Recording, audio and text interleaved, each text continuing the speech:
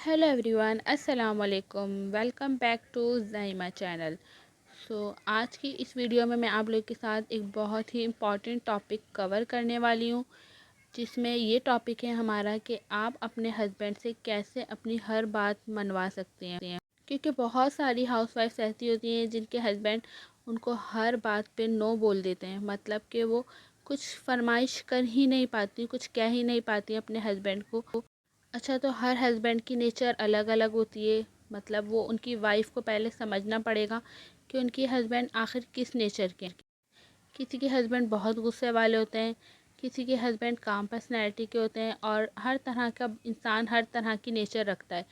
ठीक है, तो इस तरीके से आपको पहले अपने हस्बैंड को समझना है कि आपके हस्बैंड की पर्सनैलिटी कैसी है। सबसे पहले तो आपने उनकी किसी भी गुस्से पर रिएक्ट नहीं करना। ये बहुत ज़्यादा ख़वातीन का इशू होता है कि वो क्या करती हैं कि अगर उनके हस्बैंड गुस्सा है किसी बात पर, तो वो उसको रिएक्ट करना शुरू कर देती हैं, मतलब वो खामोशी का इजहार नहीं करती। लेकिन ये कहा जाता है, एक मुझे किसी ने ये बात बहुत अच्छी बताई थी कि जब भी आपके हस्बैंड या आपके भाई कह लें या कोई भी मर्द आपके घर का गुस्से में हो, तो उस हालत में आपने बिल्कुल खामोशी का इजहार करना है, मतलब आपने उस पर रिएक्ट नहीं करना, भले से आप गलत ही क्यों ना हो उस टाइम, क्योंकि इससे मामलात बहुत ज़्यादा ख़राब हो जाते हैं। उसके बाद आपने इत्मीनान से बैठकर तसल्ली से फिर बात करनी है कि नहीं, ऐसा नहीं, ऐसा है। अगर आप एकदम से रिएक्ट करेंगी, क्योंकि एक्शन का तो रिएक्शन होता ही है, पहले से अगला बंदा गुस्से में होगा, तपा हुआ होगा, तो फिर उसके बाद ये होगा कि और गुस्सा बढ़ जाएगा, और इस वजह से सारे मामलात जो हल होने वाली चीज़ होती हैं वो और ज़्यादा ख़राब हो जाएंगी।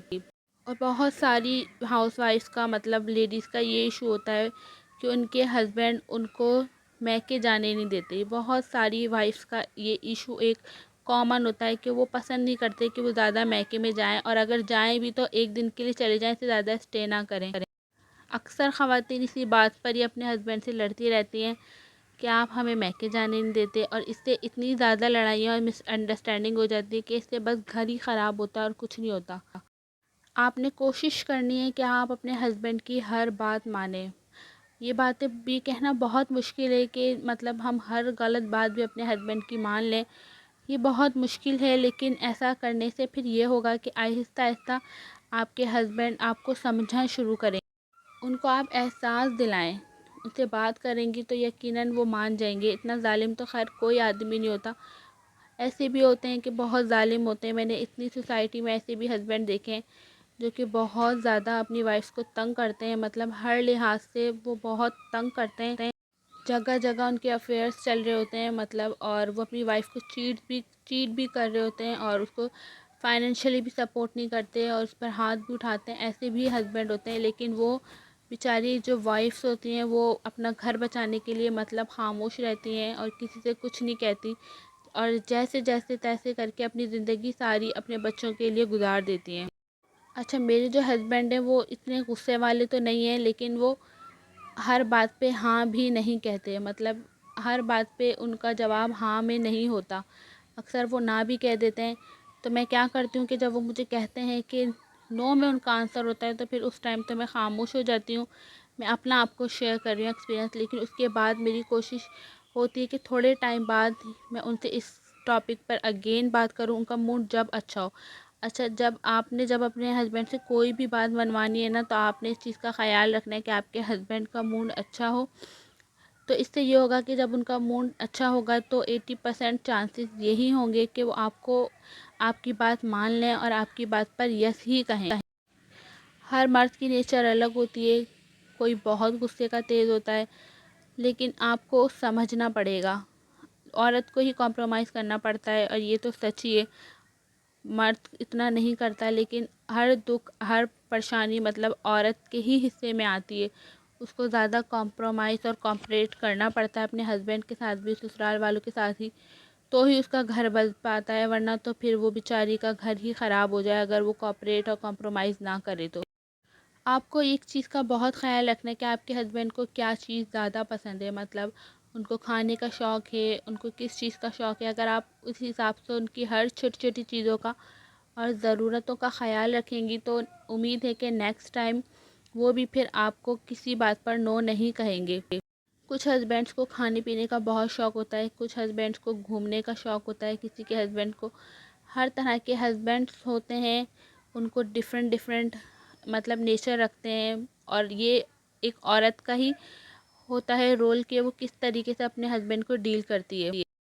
یہ تھوڑا سا مشکل ہوتا ہے، لیکن وقت کے ساتھ ساتھ سب کچھ آہستہ آہستہ سیٹ ہو جاتا ہے۔ آپ نے اپنے ہسبینڈ کا موڈ دیکھ کر ہی ان سے کسی چیز کی فرمائش کرنی ہے یا پھر بات کرنی ہے، اس سے چانسز یہ ہوں گے کہ وہ آپ کی بات کو ضرور سنیں گے۔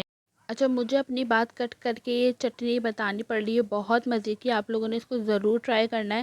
آپ نے زیرہ بھون کے ڈالنا ہے 1 چمچ کھانے کا، 4 چمچ املی کا پلپ اور آدھی مٹھی پودینے کے پتے، 2 چمچ چینی ڈالنی ہے، 1.5 چمچ کٹی مرچ لینی ہے، سب کو گرائنڈ کر لیں اور 1 چمچ نمک ڈال لیں، اور اس کو آپ مچھلی کے ساتھ، کباب کے ساتھ، مٹر پلاؤ کے ساتھ، پکوڑوں کے ساتھ انجوائے کر سکتے ہیں۔ یہ بہت مزے کی لگتی ہے، آپ نے یہ والی ریسیپی ضرور ٹرائی کرنی ہے۔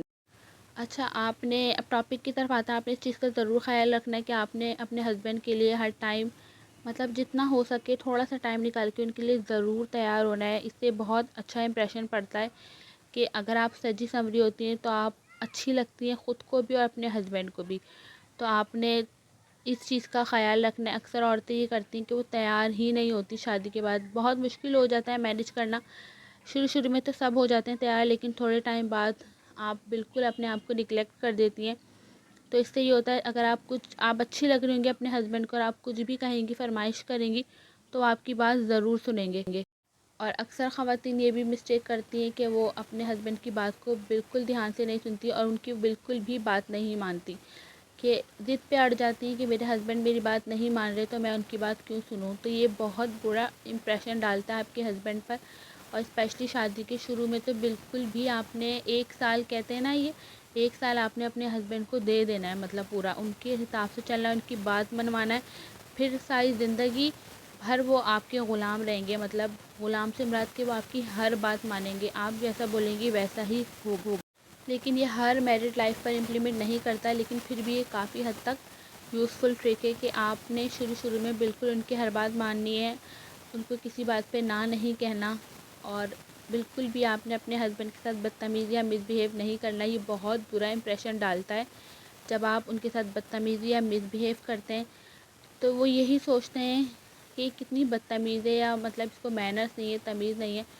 آپ نے بہت اچھے طریقے سے خوش اخلاقی کے ساتھ اپنے ہسبینڈ سے بات کرنی ہے، اور کسی ٹاپک کو لے کے اگر آپ کو کوئی مس انڈرسٹینڈنگ ہو جائے تو آپ نے اس کو ہاتھ کے ہاتھ کلیئر کر لینا ہے، کیونکہ یہ مس انڈرسٹینڈنگ شادی بہت نازک ہوتی ہے۔ اتنی سی بھی کوئی بات اگر ادھر سے ادھر مطلب خراب ہو جائے یا کسی نے آ کر خراب کر لی تو بہت مسئلے ہوتے ہیں۔ اور آپ نے اپنی آپ کی جو پرسنل لائف ہے، میرڈ لائف، اس میں آپ نے کسی کو بھی کوشش کرنی ہے کہ انٹرفیئر نہیں ہونے دینا۔ اس سے یہ ہوتا ہے کہ اگر کوئی بندہ آپ کی پرسنل لائف میں، میرڈ لائف میں انٹرفیئر کرتا ہے تو یہ بہت زیادہ نقصان دیتا ہے آپ کو آگے جا کر۔ آپ نے اپنی میرڈ لائف کا ریموٹ کنٹرول کسی کو بھی نہیں دینا ہے۔ تو بس یہ کچھ طریقے ہیں کہ آپ نے اچھا دکھنا ہے، پازیٹیو رہنا ہے، اپنے ہسبینڈ کی ہر بات ماننی ہے، ٹھیک ہے؟ تو پھر آپ آہستہ جا کر تھوڑے ٹائم بعد یہ ہوگا کہ وہ آپ کی پھر ہر بات مانیں گے، آپ کے ہسبینڈ آپ کو پھر کبھی بھی وہ نہ نہیں کہیں گے کسی بھی بات پر۔